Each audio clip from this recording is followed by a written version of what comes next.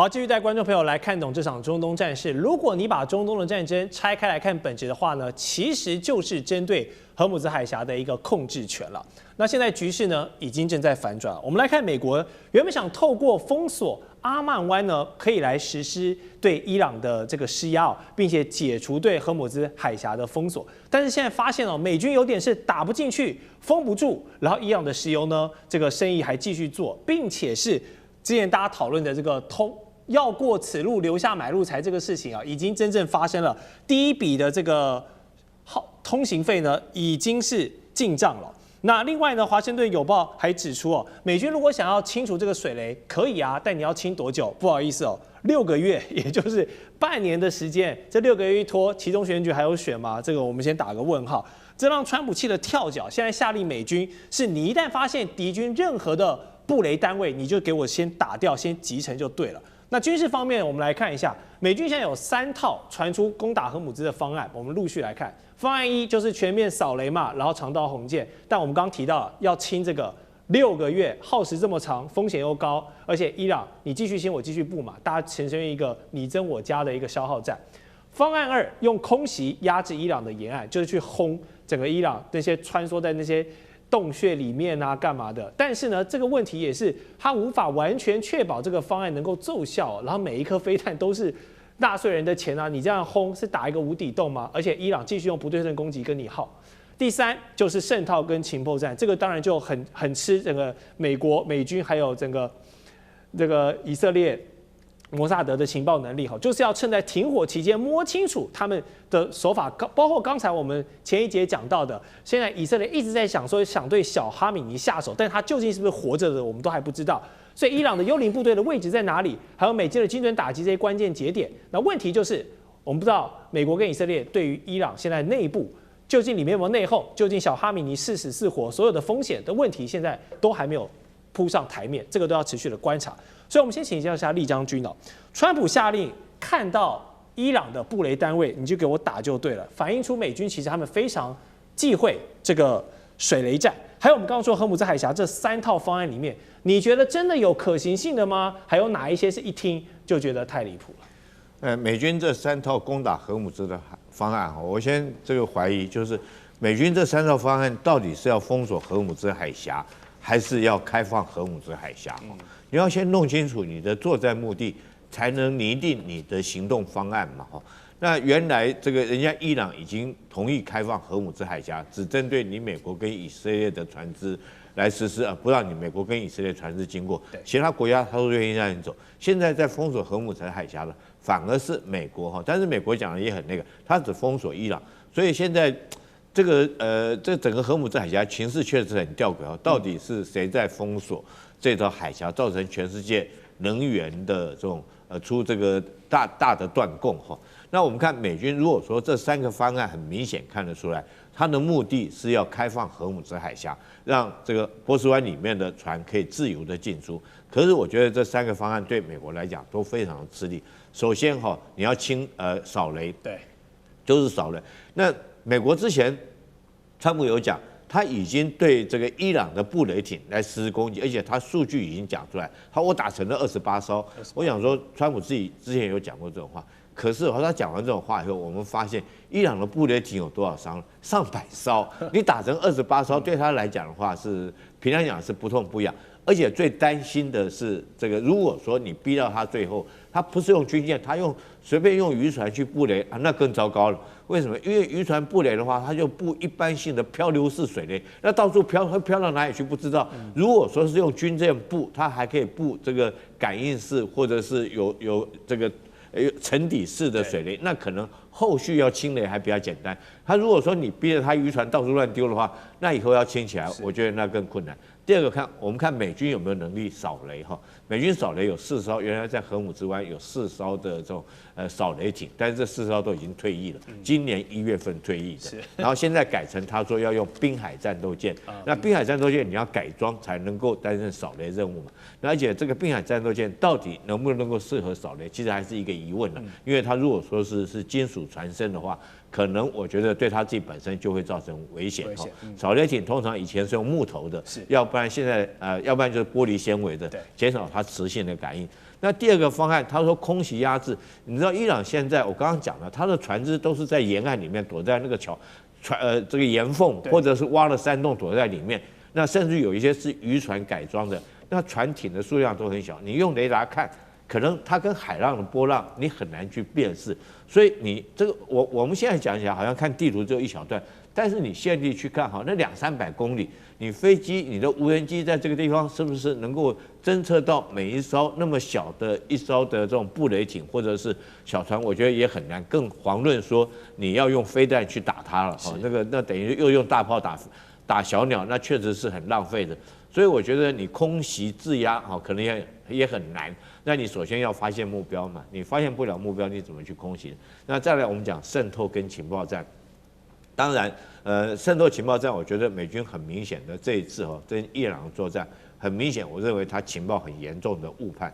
怎麼講很嚴重的誤判呢？我們這下大家都這個全世界人都知道一件事情，美軍的彈藥已經消耗的 over 了，原來超過他預期的。如果說川普剛開始一定有得到相關國防部跟他提供的情報，然後規劃作戰步驟、作戰構想，然後敵軍的情形有多少目標要打擊，我用多少導彈，我想這是作戰之前一定會有的計劃，不是隨便亂打。那時候，所以川普才會講說4天結束戰爭，後來又說2個禮拜結束戰爭。因為他原來預估說是敵人伊朗有多少個導彈發射陣地，或者是他的這種指揮所或者無人機的位置，他很精準的研判到，他認為他用這些導彈大概500枚的戰斧型巡弋導彈就可以折服讓伊朗投降。但是事實上，他現在打了幾千枚的戰斧型巡弋導彈，伊朗還是沒有投降，而且還有很多目標沒有打到。他這個導彈從挖又從洞窟裡面或者這個土堆裡面又挖出來，代表着什麼？代表就是說，美國跟以色列當初摩薩德跟 CIA 在這個地方很嚴重的情報收集，有很嚴重的誤判。到底敵人有多少個？伊朗有多少個目標要打擊的？或者是這些目標是怎麼樣能夠摧毀的？他們都不清楚。尤其是說從另外一件事情，你看它防禦型的導彈，愛國者3薩德為什麼也是 over 了？比他的原來預期會超過很多，因為他沒有預期到伊朗是真的有這種超高音速導彈，所以原來預期他可能2枚的愛國者可以攔截1枚彈道導彈，他可能比如說他認為伊朗來講這種彈道導彈可能只有100枚，他認為說是我用200枚的愛國者就可以這個確保以色列的空中的安全，就沒想到伊朗拉出來是這個500枚，那而且這500枚你用2枚你還攔截不住，他的技術可能你要用到3枚才有可能攔截，甚至於3枚都不見得攔截住，所以我覺得從導彈的這個超過他的預期，我們就看出來。美國在這次行動之中，一開始他應該是情報誤判很嚴重。當然了，他想說用滲透，可是我覺得這個以現在伊朗這場仗打了已經這個40幾天了，你是不是還能夠如你預期的？因為伊朗自己內部也在抓內鬼嘛，那你還可不可以抓到多少個內鬼？你的滲透方式還可以得到多大的一個效果？我覺得都可以打上一個問號。是。好，荷姆茲海峽不只是能源的要道呢，現在也變成了伊朗的金雞母。因為伊朗的國會副議長證實了，首筆通過荷姆茲海峽的過路費呢，已經正式入賬了，而且收費的形式是採取外匯的現金加上伊朗本地的貨幣里亞爾這樣的混合支付。好，收這個過路費，這門生意有多賺啊？市場就有預估呢，如果以每艘船200萬美元來計算呢，每天放行150艘就好，這樣的年收入呢，這條水道就可以收到1100億美元。你要知道，這1100億可以佔伊朗多大的 GDP 了？而且這個是永續產業啊，只要水道有水，這個生意可以一直做下去，多爽！那我們從這個伊朗第一筆通行費入賬行為來看，現在國際的航運是要承認這樣的一個規則，已經默認了嗎？而且水道的過路費可不可以幫助伊朗我們來賺一些現金流，繼續跟美國死耗下去？我從水道來收戰爭的費用，然後呢繼續來支持我造武器、買武器，然後跟美國這樣耗下去。教授，你覺得會靠這個水道越打越有錢嗎？我認為這只是伊朗的權宜之計，這是他的一個戰略手段，讓美國盡早偃兵息鼓，不要再打了。我這一個，如果繼續這個伊朗戰爭還有這種緊張的狀態還要再持續，那我就收錢。是，如果那這暫時告一段落，那我就恢復到常態。這是他的一個戰略手段，他在這邊有做運用。然後我們剛剛看那個掃雷的效果怎麼樣？我認為掃雷的效果，美國要保持絕對的海權優勢才可以哦，要不然這個伊朗的革命衛隊的這些我們講的小型的快艇，上面的話都有一些甚至一些反艦飛彈呢。那這樣呢，還有它的山洞裡面的地對艦的反艦飛彈，那美國在這方面有沒有辦法保持絕對的海優？我認為美國在上面是有困難度的。因為畢竟這是那個美國是他的客地，但是伊朗是他的在這個地方是他的主戰場，所以不一樣。那這樣的話，那一定要有護航兵力，但是美國這護航兵力會不會受到伊朗洗腦？絕對會。所以美國要去掃雷，而且波斯灣呢，總共23萬平方公里，算相當大的水域。這個水雷在什麼地方？您知道嗎？那就要掃雷，所以我們就會說曠日費時，要半年，因為它要耕田，你不能漏掉個地方，你漏掉了3、5枚，那你沒掃完吶、啊，還有3、5枚在那邊撞到還得了？是這樣，也過於這個海域過於龐大。那我認為伊朗它為什麼等到恢復到戰前這個平常狀態的時候就不收錢了？因為這個收錢的理由就沒有了。對，那如果要收錢，那紅海，我們知道紅海啊最窄的地方才23公里。如果島嶼用進去，那最窄就3公里，因為上面有島，什麼7兄弟島都在那個地方。那你要怎麼樣去要求呢？所以我認為還有一個我們講的馬六甲海峽，是啊，在新加坡旁邊那個菲利普是水道，最窄的地方就2.8公里，我們算3公里好了。那他說我也要收錢，是啊，对不对？这個是我的应該對啊，所以我認為。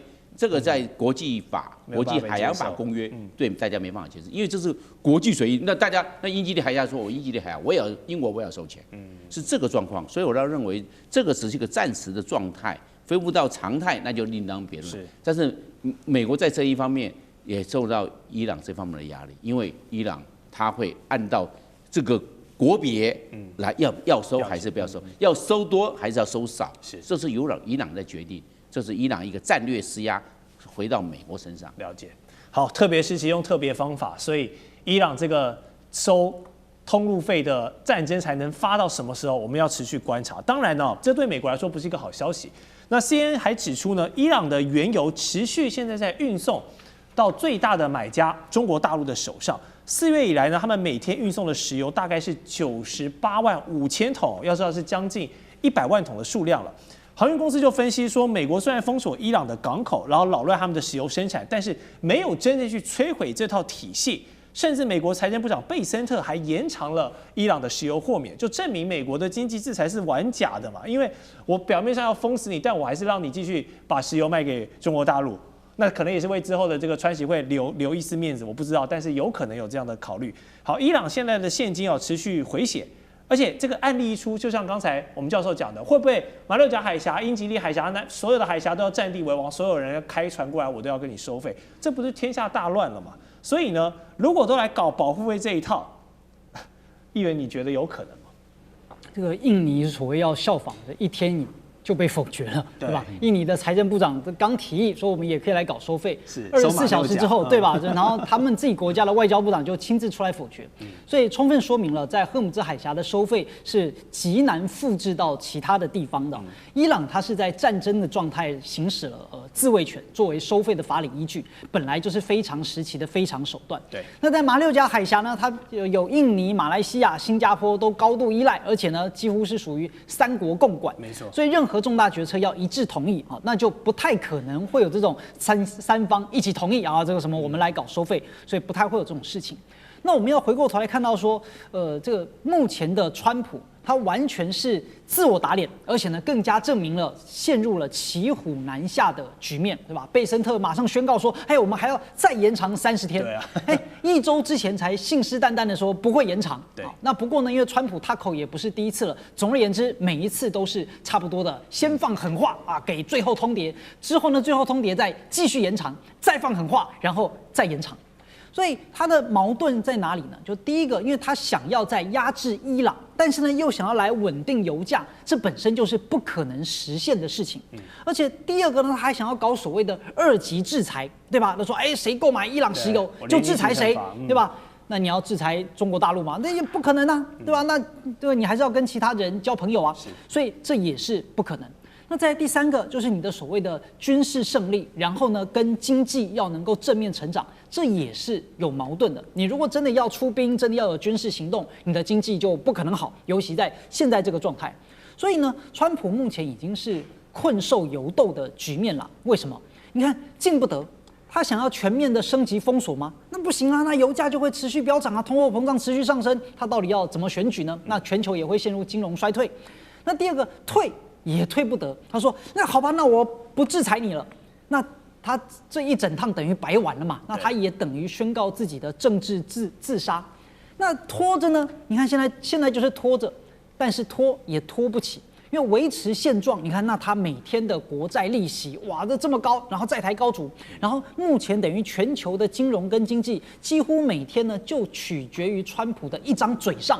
好，那現在其實已經習慣跟麻木了啊！你看，在上個月或半個月前，那川普每開金口，然後我們的股市啊、什麼經濟啊，都會大跌或大漲。但是現在的大家基本上已經麻木，不管川普講什麼話，我們的股市似乎也都影響不是很大。所以到目前為止呢，就貝森特的這個豁免令，它不是什麼戰略性的大調整，只能夠看得出來，目前美國的進退兩難。是。確實，荷姆茲海峽這個爛攤子呢，真的是讓川普總統現在面對到的是國際上的聲譽之外，還有整個內憂外患哦。我們待會回來會繼續討論，他最近還是管不住那張嘴，頻頻失言導致的炎上，讓他的國際聲望呢被貼上了更多的負面標籤。同時，美國的國內的民調哦，也對川普還有共和黨可以說是失望至極了。難道一人毀全黨，這真的不是一個玩笑話嗎？更多的熱門話題，我們馬上回來。地緣政治、美中之爭、戰略價值、強權崛起、小國生存，現在與未來洞悉事件走向，掌握世界脈動，全球觀點盡在環球大戰線。